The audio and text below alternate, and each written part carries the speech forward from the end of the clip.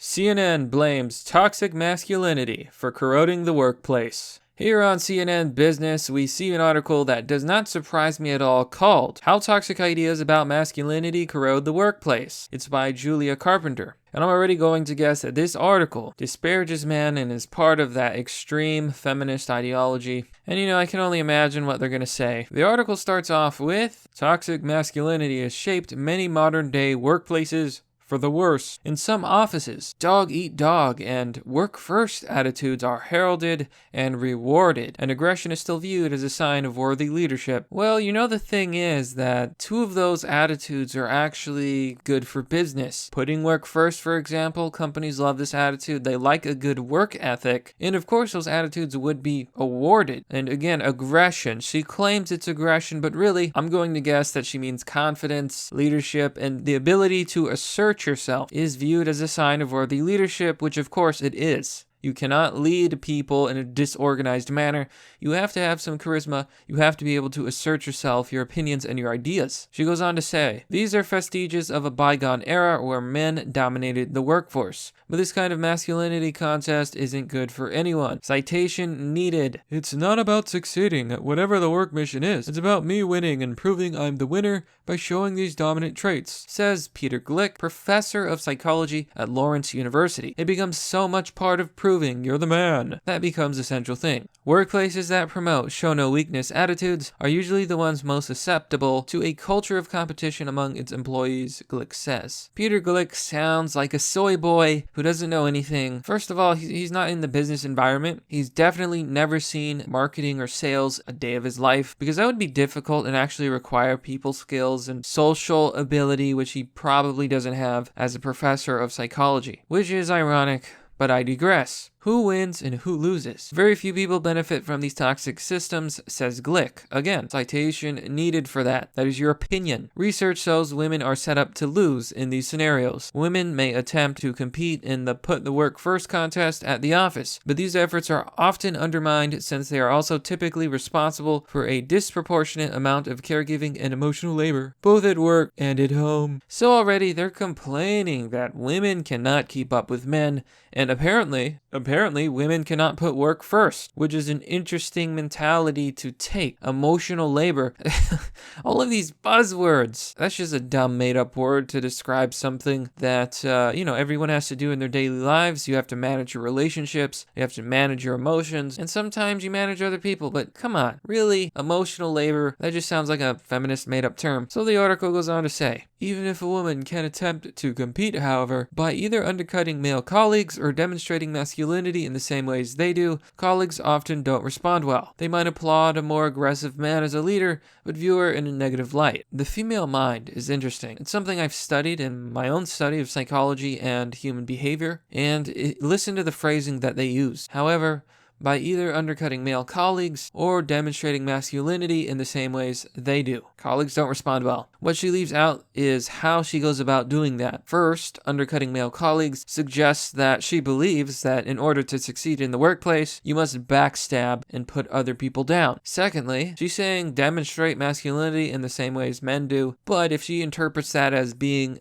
a jerk and she acts like a jerk, of course colleagues aren't going to respond well because you don't understand male behavior. You don't understand what's actually working. That's why they view you in a negative light. Most likely because you're being an annoying person. Women are forced to conform as well, but they get this mixed message. The backlash for doing it, Glick says. They're the gladiatorial arena, and you have to pick up a weapon, but you're hamstrung from the start, so you're hobbled. Citation needed. But men struggle too. Not everyone is just really testosterone driven and has that style, said Janine Yancey, CEO of M-Train, a workplace training company. If there's no path to take, a different, more collaborative style, then that's exclusive for men too. If they feel like they can't succeed unless they're president of the frat house, pretty much, then what opportunities does that present for them? And this entire article is just women shit-talking men, shit-talking their behaviors, and just claiming that, oh, it's not fair. Oh, it's not fair, it's not fair. Help me, help me. Well, it's clearly obvious that not everyone is testosterone driven, because testosterone has correlation with motivation, achieving goals,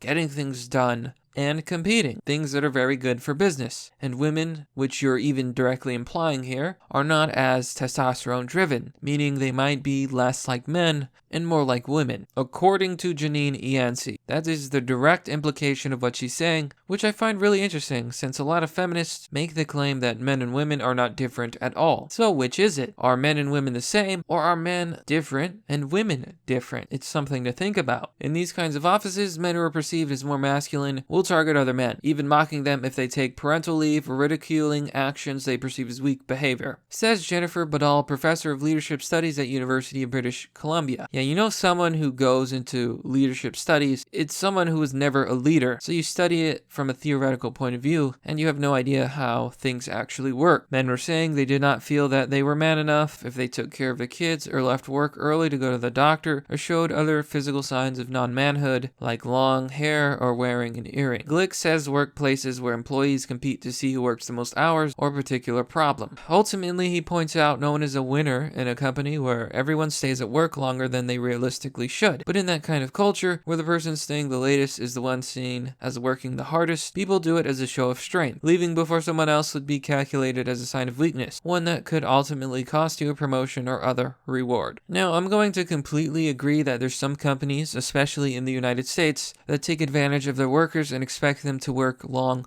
arduous hours. However, some people have a natural work ethic, some people enjoy their work, and honestly, there's really nothing wrong with working hard, as long as you're not being taken advantage of, and as long as you're not being abused. That's literally part of the fundamental idea of capitalism, that if you put in effort, you will receive more rewards. So saying there's no winners is completely misguided. And here we get to what really bothers me about this article, what really bothers me about this whole idea of toxic masculinity. Here she says, detoxifying the culture. Competing against other employees within the company also distracts from a more important goal, surpassing competitors in the industry. Business is tough, and if you have a dog-eat-dog competition going on in the organization, that I'm the winner, that zero-sum game, that's the core of the contest rather than committing to competition in the marketplace. Okay, blah blah blah. This article pisses me off. They're calling male behavior, masculinity toxic, and this is a meme from feminists that really describes how they're sexist. Calling masculinity toxic is in fact toxic behavior. It is a toxic idea. It is extremely toxic to be sexist against men, to be sexist against males, to be sexist against testosterone. Men and women are both important. They both have things they can contribute, maybe not in the same way, but they're not even saying, you know what, maybe we can put in more support structures so that different strategies can, in fact, propel the company collectively into a better place in the market. In other words, men and women can be encouraged using their own strategies to succeed. But no, they're saying, we've got to get rid of the toxic masculinity, get rid of the male behavior, get rid of that testosterone. We need soy boys. We need femininity, because that's going to save the company, apparently. You know, I'm not really understanding the logic here, because there is a complete lack of logic. Oh boy. Okay, so Yancey says this. When you've got these bro culture, you see, it takes a change in management, Yancey says. We're seeing some organizations try to change their culture now, and it's really difficult, because once a culture is in place, then you're stuck. Then you've got this whole new initiative to basically change a culture, and unfortunately it takes transitioning out a big section of the workforce and the people in the workforce to really start changing. Oh, Jesus Christ. Okay. Yeah, so this feminist is talking about how feminists will infiltrate companies, destroy them from the inside out. You often see this in HR. Human resources, it attracts a lot of females, and these women love to wield their power. They love to be biased. A lot of people have seen this, and anyone who's ever searched for a job knows HR is the worst. And anyone who works at a major company knows how HR can push feminist agendas, regressive ideology, and in general, just be infiltrated by SJWs. She literally says here, the only way to fix it is to get rid of a bunch of men and put in women. That's the underlying implication here. Transitioning out a big section of the workforce. Firing people. That's what they're talking about. What companies instead have to do is take a hard look at the reward system, Glick says, in a system that rains accolades on very specific things. Say the person who stayed the latest versus the person who submitted the best work. People learn to value what wins them acclaim. You can't drop diversity training in a Games of Thrones and expect that it's going to get better, Glick says. That's not going to happen. You need to address the underlying fundamental culture and expose it. And that's the end of this garbage, disgusting, sexist article. So let's really examine what's been said here. There's the idea that masculinity itself is toxic, which I don't agree with, and I think is a sexist idea. And here's the thing. Femininity is not necessarily better. I remember a story about a woman who started an all-female company, and she described how the company itself ended up collapsing under the pressure of its own women, because they would not work together, they would backstab, they would gossip. It was in general a very hostile work environment. So the idea that women collaborate more, get along, or any of that, those are all myths. And they've been proven wrong time and time again. Another issue I take with this is pretty simple. They say things like, oh, men are,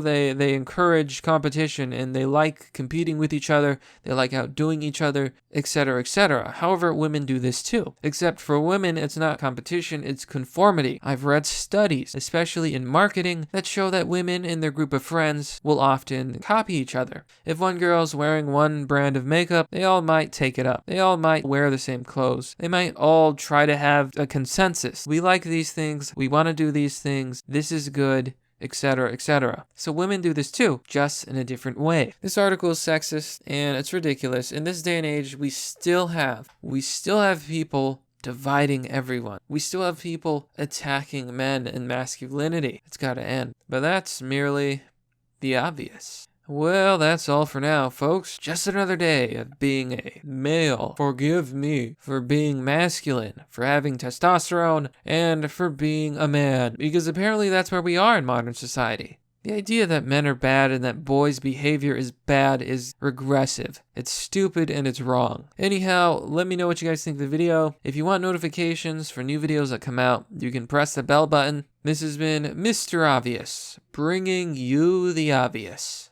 See you all next time.